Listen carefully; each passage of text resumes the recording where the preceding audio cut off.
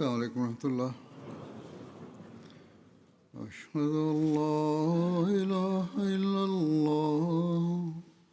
وحده لا شريك له وأشهد أن محمدا عبده ورسوله أما بعد فأعوذ بالله من الشيطان الرجيم بسم الله الرحمن الرحيم الحمد لله رب العالمين الرحمن الرحيم مالك يوم الدين إياك نعبد وإياك نستعين اهدنا الصراط المستقيم صراط الذين أنعمت عليهم غير المغضوب عليهم ولا الضالين.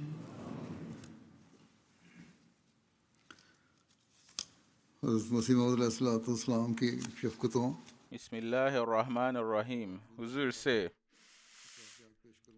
Hazrat Masih Maud alayhi salam na yemi ene na fore bo hom no hun sem ni bi na meka to manim. Hazrat Sheikh Ali Rifani o trose ne ayemi no na etese sutene na ne sa etese murunkum a etonsuo no sa na ekoduru Ramadan bosuni mu a na asan so emiem ana ma ehiafo achede bebre na ade a esom bokra no so de cha ha no ketekra na ne nkwana nyina mu no yehunu wo ne nkwana no emre ahodo nyina se impokra no mra yenya nyi no komsheni kra no na wo hu sa asemo ewani mu Mia Gafara Sabo Free Kashmir o kasafa Hazrat Masih Maud Islam ne ayemiye ne na humo bro ho asem no watrose emra oware ye no Hazrat Masih Maud Islam o de agudie mienu a eho esombo pa ema no se emoa no we na yenyanyi no komsheni emra na ote manhwe baabi a ono ohye ni tokrom bi na osum ni nyankopon no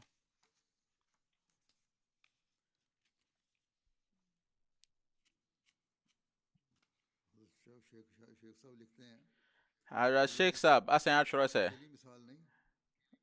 we enye mfato ho ba akopɛ nem ewo ho nenso ewo mfato ho bebre ati sei akwanya bia am twem ne nse nanimu a obi bisa ano a enso ama ne hwe anase ohun so obi hia bibi na enso wa ama ne bibi wa bra nipa ne kura enya emisa ahwe na oyeyemie ni ba eyeyemie ni nana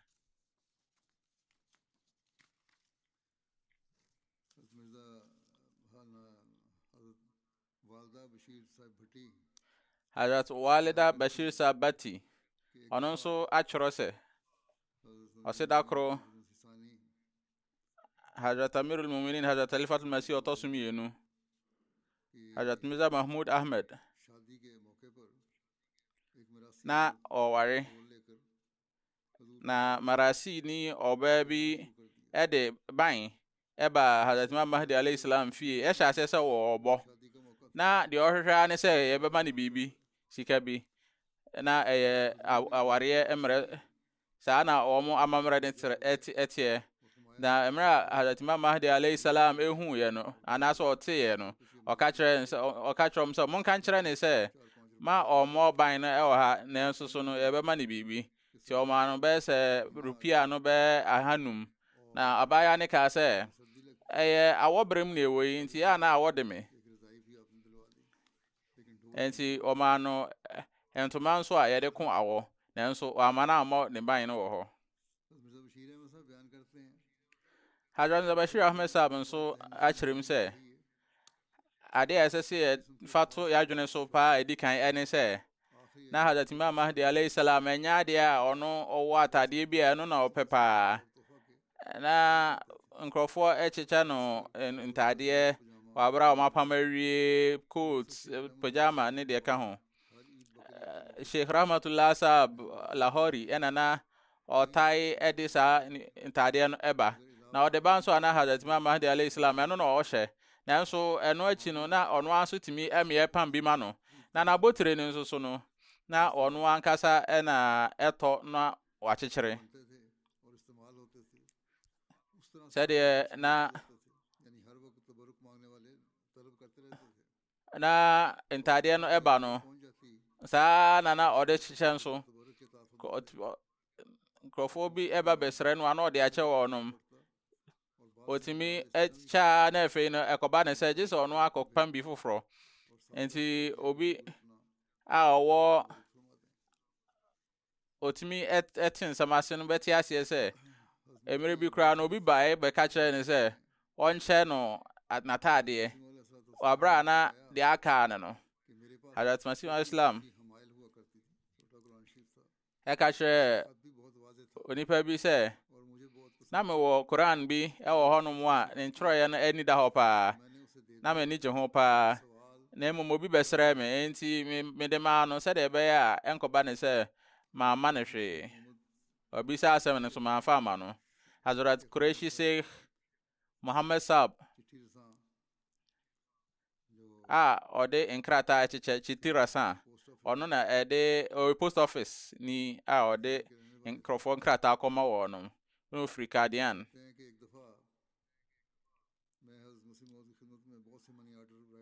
ɔse dakro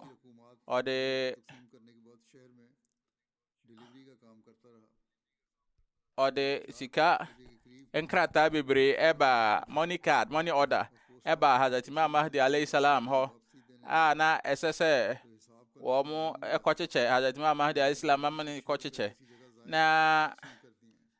emra owie ya ɔkɔ ni post office ɔno ohun sɛ na wakɔkyɛ amana boroso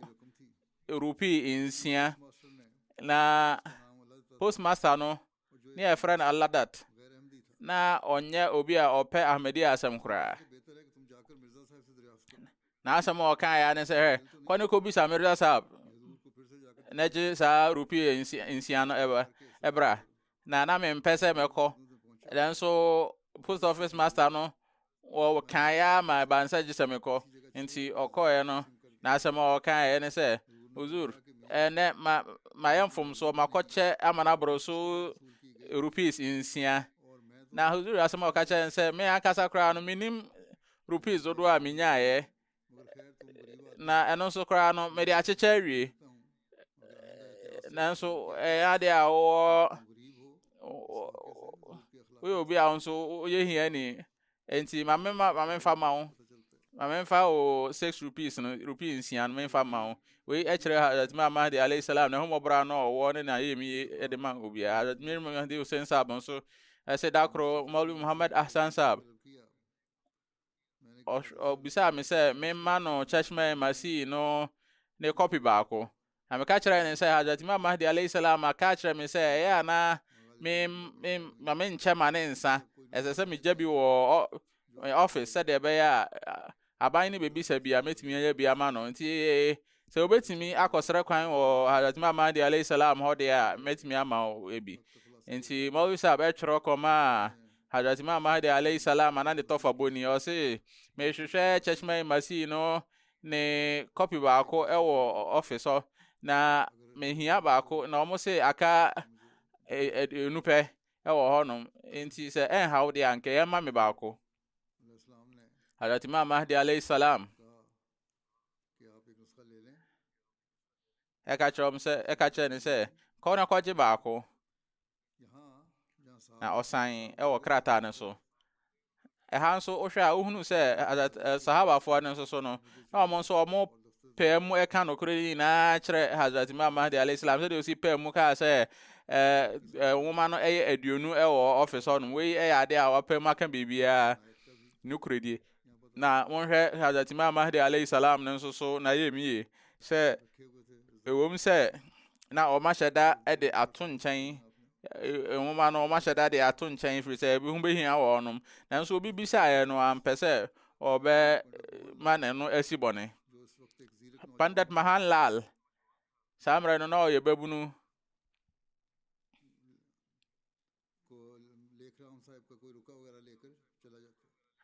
na ɔtae de lekram ne nwoma ne nkrataa ɛbrɛ Hazrat Imam Mahdi alayhi salam na ɛnam sɛ na ɔne Hazrat Imam Mahdi alayhi salam abusua no otwa ka dadaada nti no na sɛ saa aberante Lali sɛ ɔba Hazrat Imam Mahdi alayhi salam hɔnom a ɛnyɛ adeɛ a ɔma ne kɔkwa ɔtumi ɛma no aduaba ahodoɔ ne aduane ahodoɔ sɛ ɔnkɔ nkɔdi Sheikh Yakub Ali Saab ɛsɛ ɔne saa onipa yi nso abusua no na ɔmo nso wɔ twaka na ɛno no twaka ne firi onipa yi ne papa mmerɛ so na ɛba na mmerɛ nyinaa no na ɔtae ka kyerɛ me sɛ Hazrat Saab Hazrat Imam Mahdi alayhi salam ɔyɛ mie paa nanso ɛno kora da nkyɛn a da biara nso so no ɔhyia me ɔde sereɛ na ɔmaa me nkɔ nsapan da koro bi ɔmaa me aporo a na ɛdɛ paa na ɛdi mu paa na mekoduruyɛ no Pandit Lekram nso so no na ɔno nso asɛm no wɔhu sɛ da biara mekɔ a mede biribi ba nti mekoduruyɛ na obisa me sɛ na de ade baeɛ na meka kyerɛ ne sɛ mede aporo ɛna baeɛ ɔse fabra na mensuminni bi Pandit Mahan Lal no na asɛm a ɔka kyerɛ Pandit Lekram ne sɛ na o tamfo biribi na woba bɛdie o de oyɛ Hazrat Islam ne tamfo kɛseɛ paa ɔka sɛ tia na ade nti na biribi a ɔde ama me no wobɛma me wobɛgye bi adie ɛhɔ a na ɔhwim aporo ne firi me nsɛm ɛna ɔhyɛ ase sɛ wɔdi ɔse mmerɛ wie no na Hazrat Imam Mahdi alayhi salam ɛkyerɛ no ɔdɔ ɛne ahumɔborɔ ne ayɛmie soronko Hazrat Munshi Zafar Ahmed Saab nso asɛm a waka ne sɛ na Hazrat Imam Mahdi alayhi salam ɔwɔ ahwehwɛm ne bi na da koro meka kyerɛ ne sɛ mehia ahwehwɛm ne na Hazrat Imam Mahdi alayhi salam ɛde ne works no nyinaa ɛbɛsii n'anim ka kyerɛ ne sɛ ɔnyi deɛ ɔpɛ biara na ɔsɛ ɔyi bi ɛfiri mu na Hazrat Imam Mahdi alayhi salam ka sɛ wei deɛ sɛ ɔnyi hwee na ɔma no deɛ dɔɔso paa saa ahwehwɛm ne wei no misk no ɛyɛ adeɛ a na ne boɔ den paa saa mmerɛ kura nso ne boɔ den nso monhwɛ sɛ ɔde suban pa kyerɛeɛ ɛmaa no bebree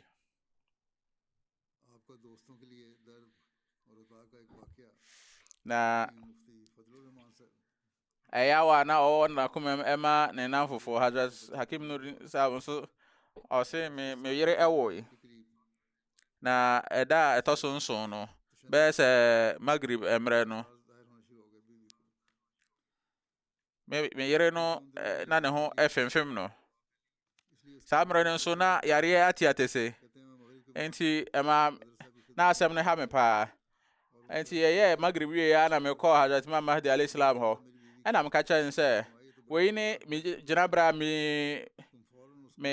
yere no gyina mu na meka kyerɛ Hazrat Imam Mahdi alayhi salam ka kyerɛ ne sɛ wei deɛ ɛnyɛ adeɛ a ɛyɛ asɛmpa na ɔma no hid ɛduro sɛ kɔ na kɔ fa kɔma no na bɛyɛ sɛ dɔnhwere mmienu akyi no bɛka kyerɛ me dɔnhwere mmienu akyi ɔka kyerɛ sɛ yare no mu ayɛ den na ɔma no kunin ɔsesan nso fa kɔma no ɔse dɔnhwere baako akyi san nso bɛka kyerɛ me deɛ ɛkɔ ɛkyerɛ me mɛnyɛ m'adwene a ɔsɛ mada enti afei ɔsan nso ba sɛ yare no mu ayɛ den afei Hazrat Imam Mahdi alayhi salam ka kyerɛ ne sɛ ɔma ne musk ahwehwam ne bi na meka kyerɛ sɛ saa mmerɛ deɛ mekɔfa musk yi ahwehwam ne wei na meka Hazrat Imam Mahdi na ɛkɔfa bi ba ɛde maa no sɛ gye ne fa kɔma no na mede kɔmaa no afei dɔnhwere baako mesan nso kɔka kyerɛ ne sɛ sɛsei deɛ yareɛ no emu ayɛ den afei Hazrat Imam Mahdi alayhi salam ka kyerɛ ne sɛ ɔmfa castor oil ɛmfa ma no afei me yere no efe efie no eya na yare no ne pompon so efe okfewie no na nim nyina yetum na ontimi so enkasa entimi de mirika efroi na Hazrat Mahdi alayhi salam ehun se me fro no oba ebebie pono no bisa se bokọ de na me ka kire ne se de jirabre ne nya kura o ni hu me kura nsisi so na ne minimum so afam na ne hu ade so se ayeden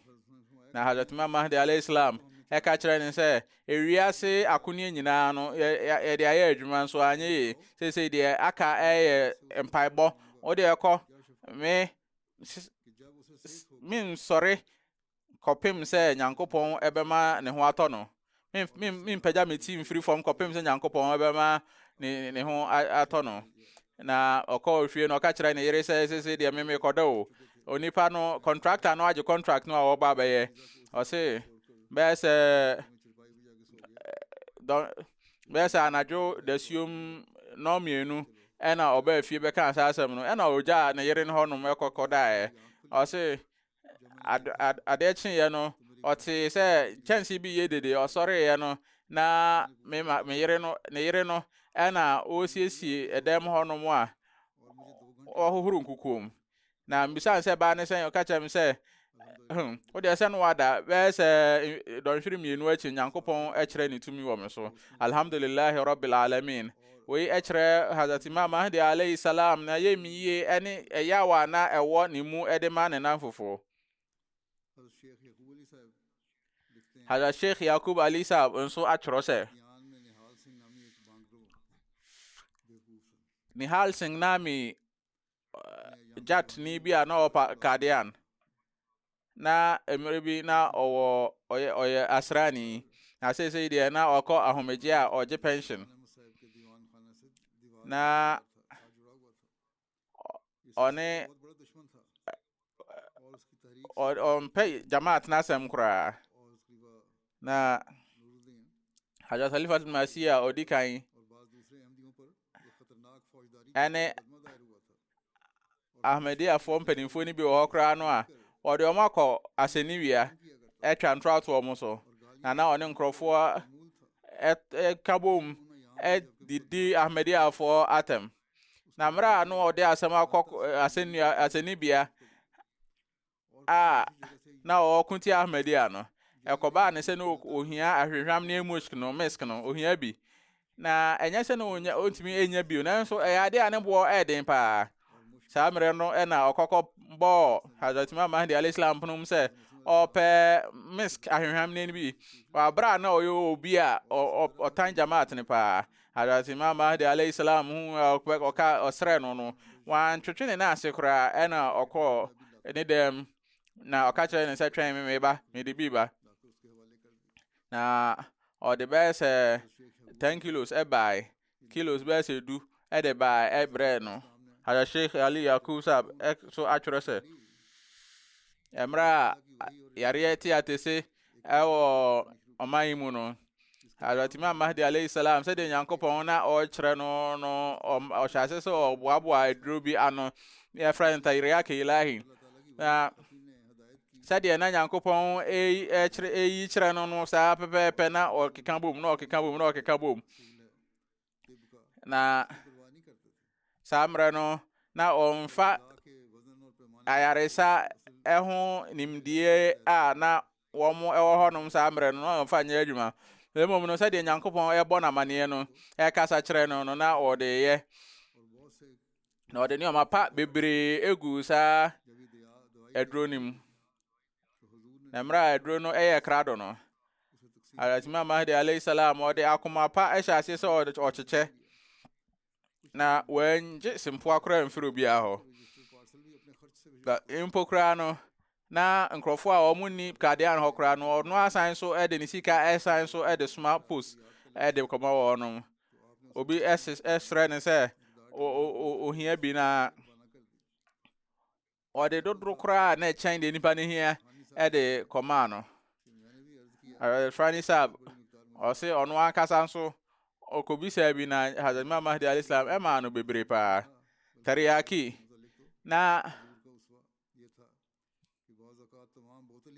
Hazrat Imam Mahdi alayhi salam otimi de bottle ni nyina akra bottle ni nyina akra na ode ache ebi wo hono mo a misk ahwehwam ne no kra no a ne bo eden no kra no na ode ache obi oye ne tamfo mpo Hazrat Sheikh Muhammad alayhi salam so o se dakro ohia kosturi ahwehwam ne saada no kade na onya bi na oko Hazrat Imam Mahdi alayhi salam hoko sere na Hazrat Imam Mahdi alayhi salam eman bebre Munshi Zafar Ahmed Saab Kaputarlui onon so ese na danfo bi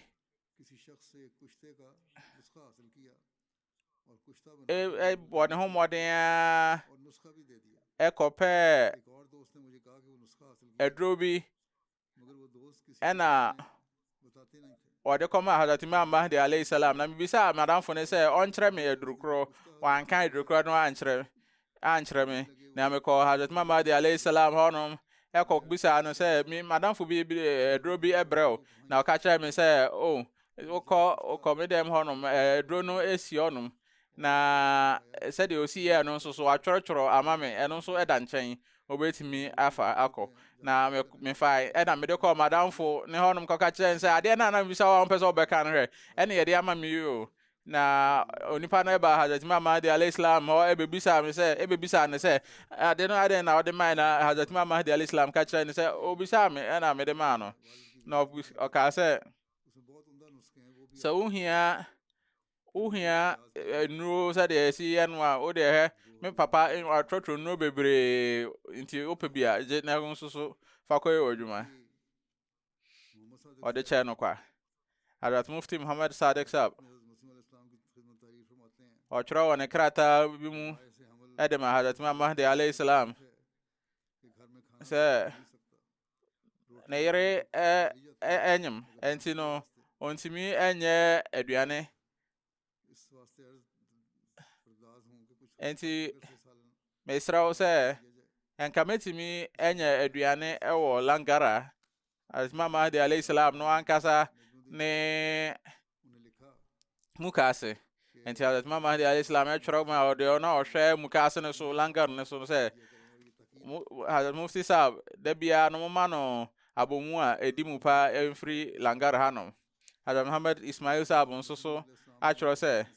dakro Hazrat Imam Mahdi alayhi salam o yesa obe sma evacuate bi se omonko na si ben na omonko hwehwe Hazrat Isa alayhi salam onsem Hazrat Kutubuddin na Khuza Bakhshab nso eka ho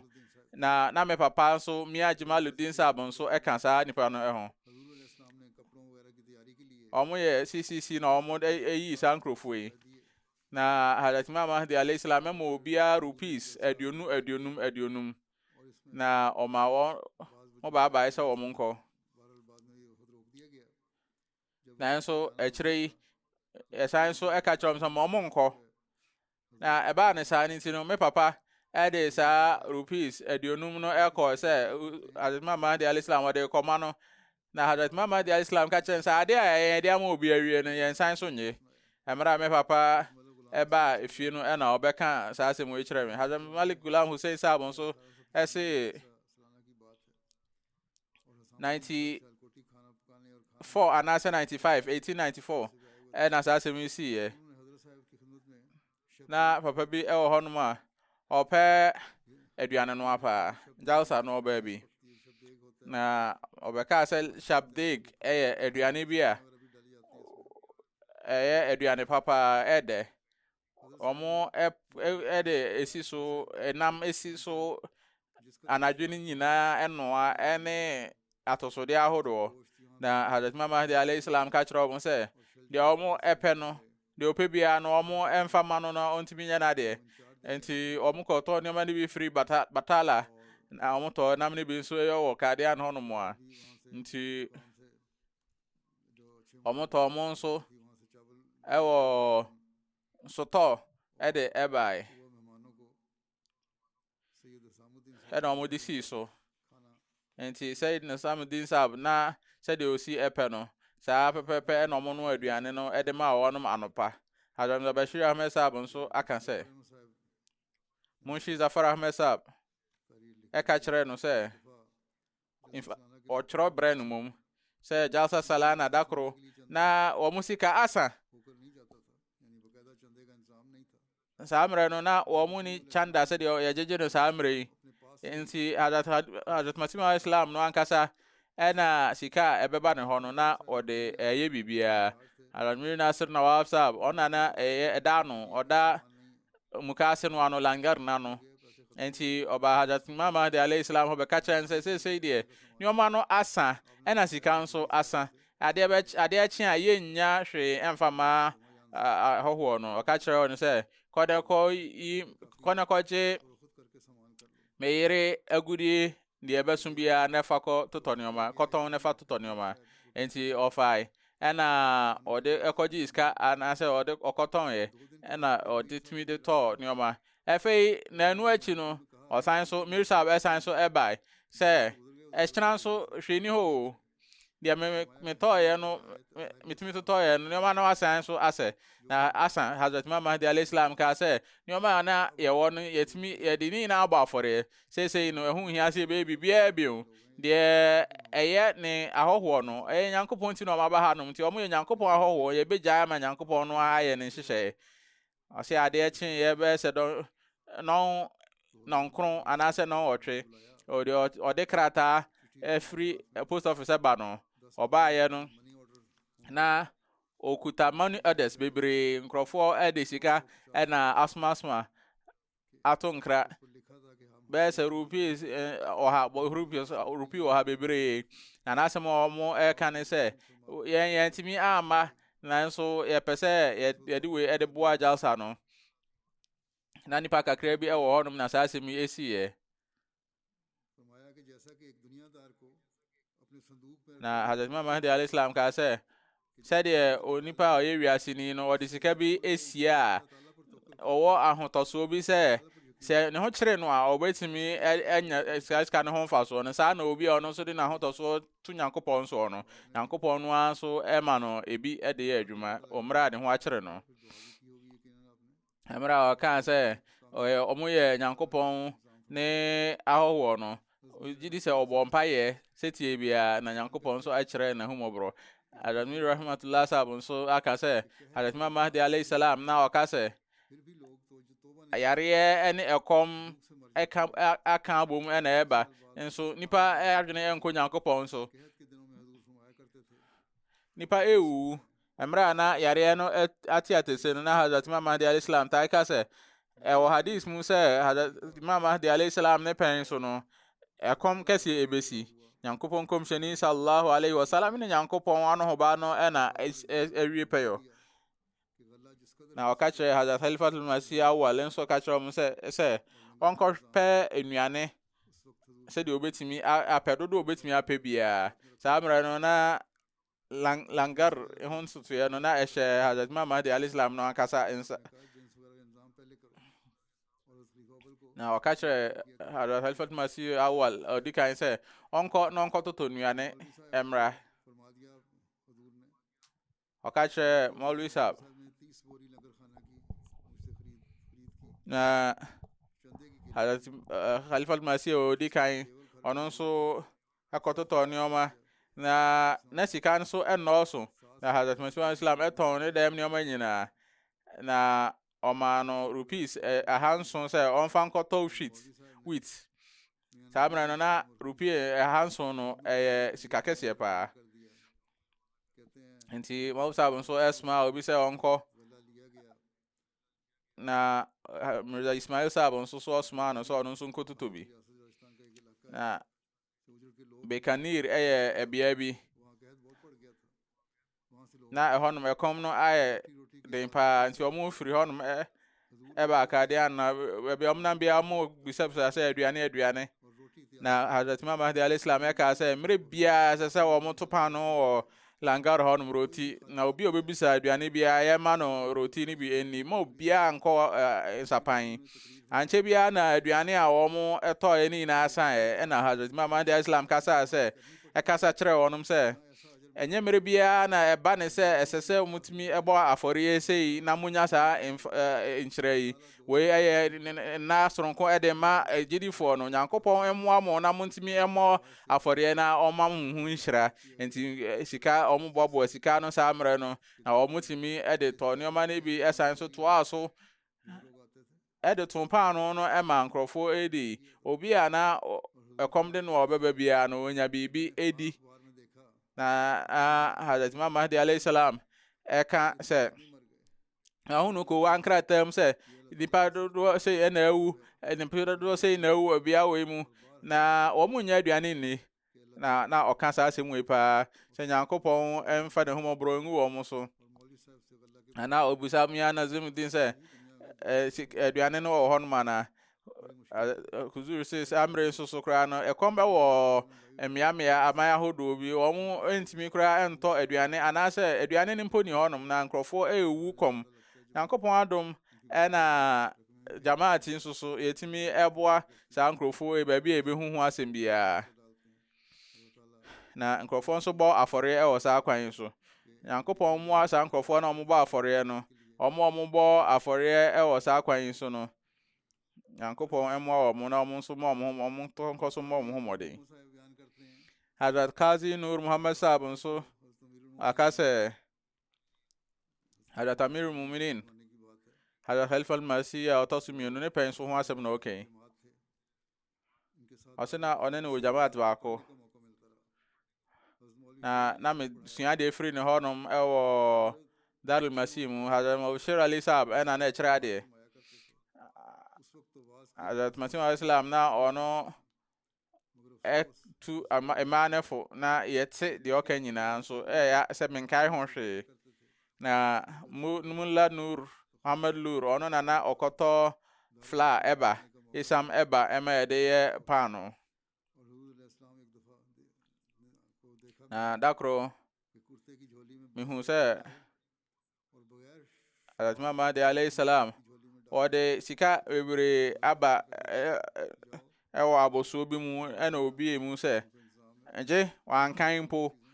se eje na fakoto nioma ebra ewo langar honum se de be langar no ebekoso Hazrat Mia Charaguddin Sahab nso de wakani o se da kro asem wesi ye ne se na mini mukra afam na okach Hazrat Imam Mahdi Islam kachre Hazrat Maulvi Nuruddin Sahab se kono kosa ne yare ede nti na okasa emma na Hazrat Maulvi Sahab ebo modern so besa me yare nso na hwensi enti Dr. Muhammad Hussein Shah Sahab nso Dr. Yakub Beg Sahab Dr. Buri Khan Sahab omu nyina ebai na Hazrat Imam Mahdi Islam kachre omu nyina se ede nti na abranti okasa kra emmei enti Dr. Yakub Beg Sahab ehwe me kon na miminim na okachere se huzuru ma me ho kwan a metimi etwitwa ne minim kakra tonsils no na aye akese na ebuji mam kwan metimi etwitwa na huzuru anka hwe be se na kakra ochi no na Hazrat Imam Mahdi Islam kachere se charak se ye be sa yare na ye be ye edru ama Nyankopɔn ne nyansamu no samre no amre sar na omo esma ede achar bi eba ye nuaba bi omo de aye bibi te sashoto pickles na Hazrat Imam Mahdi alayhi salam ede ema no se je we ene wa yare sa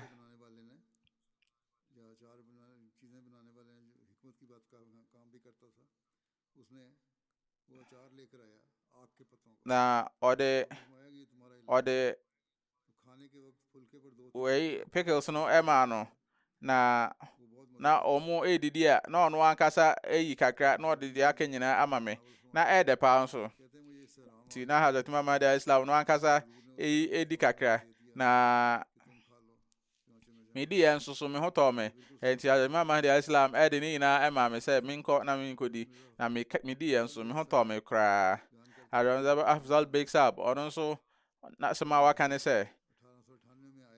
emra edi kan ya oba kadian no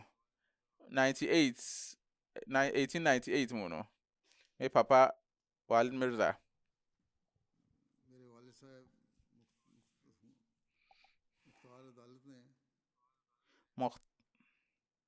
दोनों को नाम अफजल बेग लिखा है, लगता है यहाँ भी गलती है। क्या बहरहाल कहते हैं मेरे वालिद Huzur Sam को say अदालत ने तालीम o हासिल mayan fum so bi ewo दाखिल कर दिया और बोर्ड edin emu तालिब इल्म थे। na o papa उसके ede ne बाद eko उनके eba मुताबिक school तालीमी mu निज़ाम talimul islam ti ya honum say honum e na o mesua de पेश आई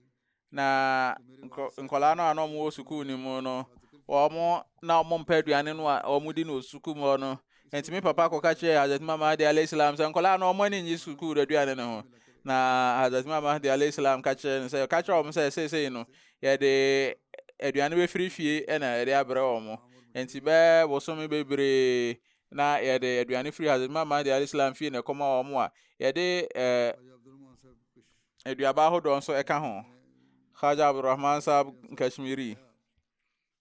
ono ka che Hazrat Bashir Ahmed Sahab Hamid अली साहब मरहूम say Hafiz Hamid Ali Sahab o nya ne be bikro कि जब हुजूर का ono na na ka chere no say था तो हुजूर na मुझे se बुलाते sika थे bi free baby eba Hazrat Mama de alayhi salam hono ma eba ya na wa frɛ me on kan kura na o de ama me रुपया ले लो na wa ka se ना मालूम कि je कब हाथ में आए। sa sika we सारे yenim अल्फाज rekura e ho be hia yi उन सब ने लिखा है। na Mirza Bashir Ahmed Sahab nso a chero Hamid Ali say साहब के खास Hafiz Hamid Ali Sahab o nya ne be bikro no na o ye Hazrat Mama de alayhi salam ne boafo pa रुपया दे na करके oboa no ofie na oboa no ahohojie ensum emu उस खान साहब सैयद गुलाम हुसैन साहब जाने से Hazrat Khan Sahab Sayyid Ghulam Hussain एक Sahab बार ono so हुजूर ने de मुझे waka ene say कारागार dakro से भेजा कि बिठा ले Hazrat किसी Imam Mahdi आसानी alayhi से salam esma me say men koje और साहब asumade bi बेटी आई asumade bi और ewo 10 रुपए भी मुझे दिए। ट्रेन में मेरी batala बेटी आई थी, वो ले आओ बटाले से। baby a पार्सल wo में बड़ी सी mo टोकरी थी जिस पर से train no खाना खाना था। ebebe jina no जब मैंने वो टोकरी लाकर पेश na की तो हुजूर ने टोकरी टाट शाकी करके दोनों हाथों से emra meje ade no eba ye no पहले मुझे दिया। Hazrat Imam Mahdi alayhi salam मैंने बकाया obi रुपए mu दिए ano तो हुजूर oyi bi edema me तो हुजूर ने ये फरमाते हुए टोकरी say वापस we लेकर e o dia कि हम अपने दोस्तों na से me ye say me ma no sika no insisa उस na वक्त मुलाकात Imam Mahdi alayhi salam e fa na ade no na ode eko उसने मुझसे efie तर्जुमा e हुआ ka chere ne say ye na fo no ensisi sika sa Kamaluddin साहब पेशावर में मिलकर वकालत किया Haja Kamaluddin Sahab ni Mawlana Sahab यानी na omo मुश्तरका काम था। मौलवी enyina eye adwuma wo asenibia और ख्वाजा साहब वहाँ ही Mawlana थे। Muhammad Ali Sahab अब हजरत ene ek ba ka de na Khaja Sahab e ka echiri जो थे गालिबन करमुद्दीन के मुकदमात का जिक्र है na उनकी पैरवी के लिए Karamuddin ख्वाजा साहब Peshawar ensama na ode atoto मुकद्दस Hazrat Muhammad Ali Islam so no ewo asenibia na Khwaja साहब ने नहायत samre no तवज्जो ho asem ni eken कि हुजूर na Khaja Sahab वहाँ oba bedru ka de an है कि किस तरह यहाँ पहुंचा। na omuna na nimpa na sama kan se ozu किराया के लिए रकम हासिल करके me यहाँ unim de ya metimi edi bedru ho ma me de फरमाने लगे me ho chere me pasi kam आपको रुपए की na huzur ka chere Hazrat Muhammad Ali Islam ebusa se u hieska ene bra nti Hazrat Muhammad Ali Islam eko ni fie na okoyi trunk bi ena Khwaja साहब की o झोली में bie mu और फरमाया ख्वाजा साहब na को ordinary sai ni mienu nyina esa sika मैंने कहा बस edegu Hazrat Sahab na boso mu Khwaja Sahab na obusa se eye ana ohia bebre na ọkacha nse eye ọba majin barak mu no na obe kan sika na ebe se rupia ahasa na ade chen ye oko Gurdaspur na edon so oko so san so ema no sika dodo a wan kan kra na obi a na obo Hazrat Muhammad Ali Islam kra bia no na wo ma no sika kra no won kan en sida se one obi sisen sika na mpokra na obi ebisa bibia sika na ono so ode makra wa bro ne na ensese Hadra Sheikh Yaqub Ali Sahab Irfani o ka sa se mu ya fa Khaja Sahab ho asab no o se Khaja Kamaluddin Sahab se ono watwe ne ho afri jamaati ho na o tan jamaati pa no Hadra Imam Mahdi alayhi salam ebo ne ono ne mapa yi na busuafo na ayemiya Hazrat Imam Mahdi Islam ye ono so no sa ni pe onim ni ye pa o ma no sika bebre ayenkan nanso wanya antum da anaso wa meka no ba bia da se de Hazrat Mahdi alayhi salam aye amano eni na ono mu de asema na otai kampa se me boa jamaat we na me onye obi a oye na asefo emra na Karamuddin ne asemo koso asenibia no dakro khaja ode krata bi efri Peshawar ebra Hazrat Mahdi alayhi salam no kan sede ne ho chere no fi na Hazrat Mahdi alayhi salam emtempa ema no rupees ahanum na bosumi bia so na o ma no rupees oha ede ode me koma no Khaja sahab no na sikaba Hazrat Mahdi alayhi salam ede ma Khaja sahab so on fanto on mo abra wo misa no kra da se na me dia ma o akro Hazrat Gulam Abdul Latif Shahid de sika de quotes bi ebre Hazrat Imam Mahdi alayhi salam na ne boy den pa na Khaja sahab e ka chere ne se huzur ka fa sa quote fa cha me na sa quote de mu anu den pa ti se me de kokota nkrofo ebe suru me as Imam Mahdi alayhi salam enwunwune na ode ema no sa we no na leather coat pa enwuma aboa nwuma na yede aye eni kura no aboa nwuma yede aye coat wete sa ne boyden sa amra no so na ne boyden pa na amra onua no abusa aye no Hazrat Imam Mahdi alayhi salam ede che no sa ala Sheikh Hamid Ali sahab ose Hazrat Imam Mahdi alayhi salam ni bo mfu medda na wa misa me da sisika da krokra me ko Lahore na Mobnuruddin sahab ede sika smame na money order na voucher bi na me de toto ne oma na eka rupees bese aduonum na me trotro said me si edi dwuma no eba Hazrat Imam Mahdi alayhi salam o ka busa am said aben na me busa o se chere me said o si di dwuma dakro Hazrat Imam Mahdi alayhi salam esmo bi so onko obi ho na o de krata bi man se onko sa nipa ne ho nom na obe to nyoma bi e de ama no na onka ne ho san so emra fie Mia Karam that's up ade chen ya na Karamuddin sahab na ono no oma no ena Hazrat Imam Mahdi alayhi salam esma obi foforo se wonko na onko hwede ntia o mae okoshia na okwem na ka chen sa Hazrat Imam Mahdi alayhi salam asam no ha no se ya den na untimi mae na oye ya obabedru kadia no Hazrat Imam Mahdi alayhi salam bisa se ohun ye de bibia nto kwan so am ka chen se onyame adom ho eye pa na manage o se manage pa se Hazrat Imam Mahdi alayhi salam bisa me se na me ho tesen me ho ye na bisa metro bibi edema Hazrat Imam Mahdi alayhi salam na bisa se we susu ye krata be ka se we ene se de misi toto ni o manane sika me de ye na Hazrat Imam Mahdi alayhi salam ka se we susu me bisa o se o de aka sika de aka ni na fa ka ho Hazrat Sheikh Yaqub Ali sahab Irfani o se Hazrat Maulana Nuruddin sahab je bosia bi free no dakro na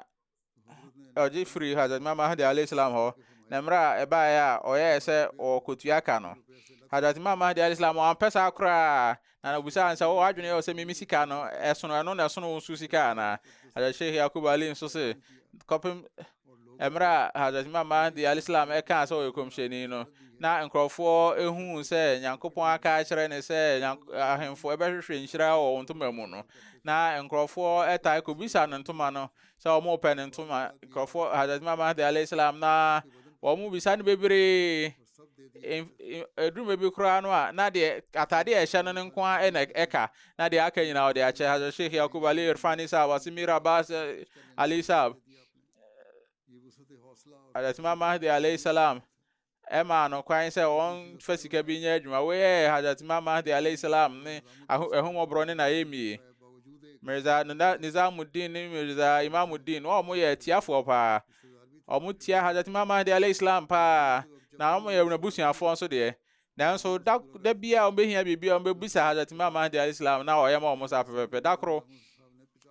o se menim kra na Nizamuddin ebebisa Huzur alayhi salam se o man obese rupees edunum na honwa na Hazrat Imam Mahdi alayhi salam so edema na Hazrat Bashir Ahmed Sahab so achro se Dr. Miri Muhammad Ismail Sahab so aka achre no se Abdul Muhi Sahab free Arab dakro o Arab ni Hazrat Khalifa al-Masih di kan ena ne pen so kan sa asemui se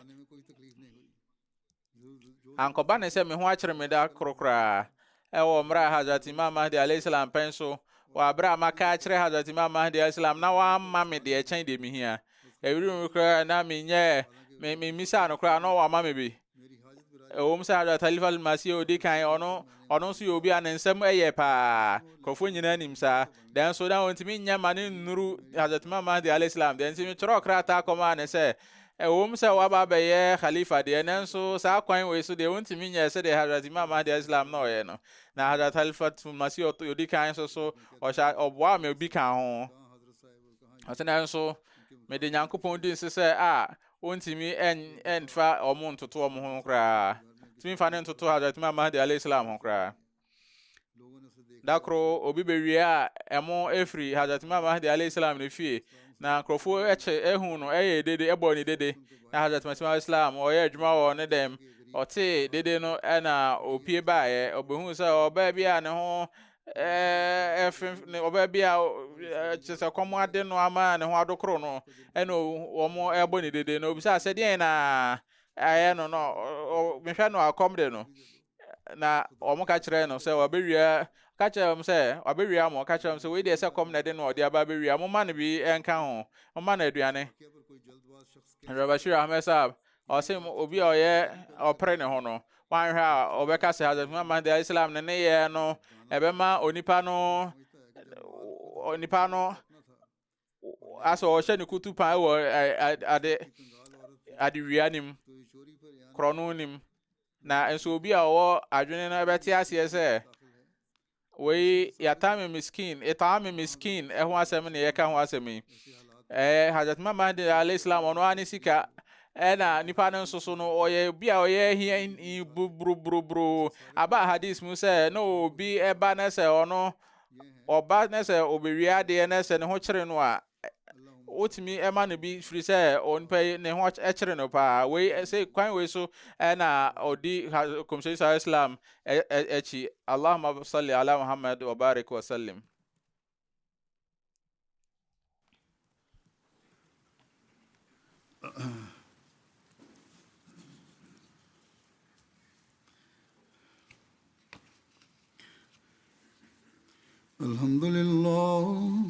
الحمد لله نحمده ونستعينه ونستغفره ونؤمن به ونتوكل عليه ونعوذ بالله من شرور أنفسنا ومن سيئات أعمالنا من يهده الله فلا مضل له ومن يضلل فلا هادي له ونشهد أن لا إله إلا الله ونشهد أن محمدا عبده ورسوله عباد الله رحمكم الله إن الله يأمر بالعدل والإحسان وإيتاء ذي القربى وينهى عن الفحشاء والمنكر والبغي يعظكم لعلكم تذكرون اذكروا الله يذكركم وادعوه يستجب لكم ولذكر الله أكبر